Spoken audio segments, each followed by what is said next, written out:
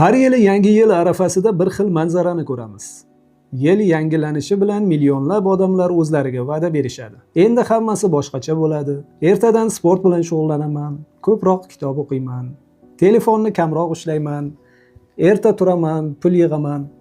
Oradan bir oy o'tmay hammasi avvalgi iziga tushadi. Qizig'i shundaki, bu odamlar aqlsiz yoki yalqov emas.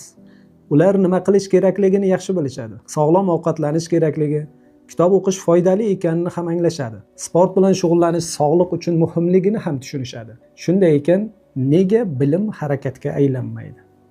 Bugun 5 daqiqa davomida James Clearning Atom odatlar kitobi haqida gaplashamiz.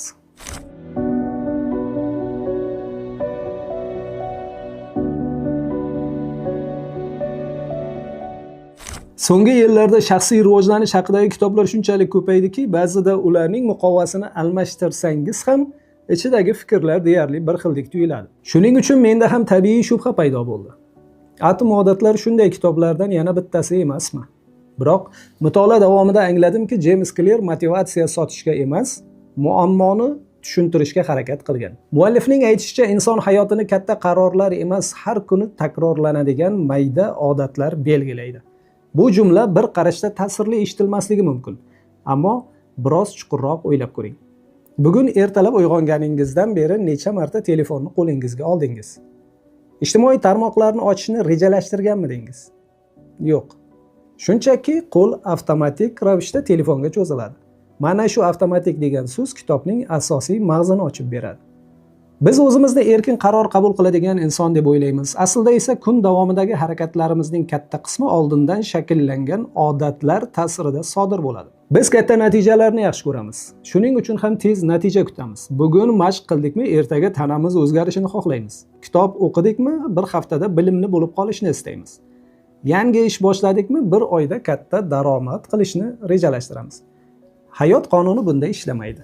Tabiatda hamma narsa vaqt talab qiladi. Dehqon bugun urug' ekib, ertaga hosil yig'maydi. U yerni parvarish qiladi, suv beradi, kutadi. Chunki u bilib turibdi. Ko'zga ko'rinmayotgan jarayon ham o'sishning bir qismi. Odatlar ham xuddi shunday. Eng katta xato shundaki, biz natija ko'rinmagani uchun harakatni to'xtatamiz. Holbuki natija yo'q emas, u shunchaki hali ko'rinmayapti. Biz o'zimizni o'zgartirishga urinamiz, lekin muhitimizni deyarli hech qachon o'zgartirmaymiz. Telefon yonimizda turadi, keyin nega diqqatim chalg'iyapti deymiz. Muzlatgich shirinlikka to'la bo'ladi, keyin nega parhez qilmadim deb xafa bo'lamiz.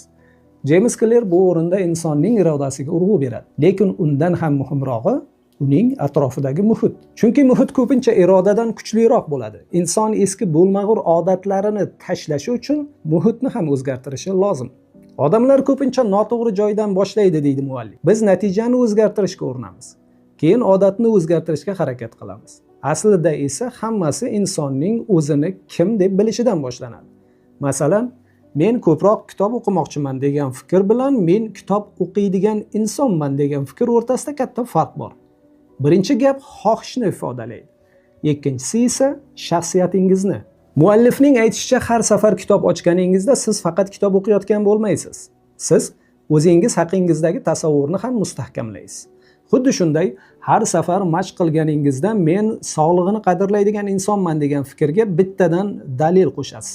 Aksincha, ertaga boshlayman deganingizda esa o'zingiz haqingizdagi boshqa bir tasavvurni mustahkamlagan bo'lasiz. James Clearga ko'ra, yangi odat shunchalik oson bo'lishi kerakki, uni boshlash uchun bahona qolmasin. Agar har kuni 1 soat kitob o'qiy olmasangiz, 2 daqiqa o'qing. Agar 5 chaqirim yugurish qiyin bo'lsa, sport kiyimingizni kiying va eshikdan tashqariga chiqing. Eng qiyin qismi ko'pincha ishning o'zi emas, uni boshlash ekanini kitob qayta yodingizga soladi. Atom odatlar boshqa motivatsion kitoblardan nazarimda ancha farq qiladi. U insonni hissiyot bilan emas, mantiq bilan ishontiradi. U sen albatta muvaffaqiyatga erishasan deb va'da bermaydi. Faqat bitta fikrni taklif qiladi.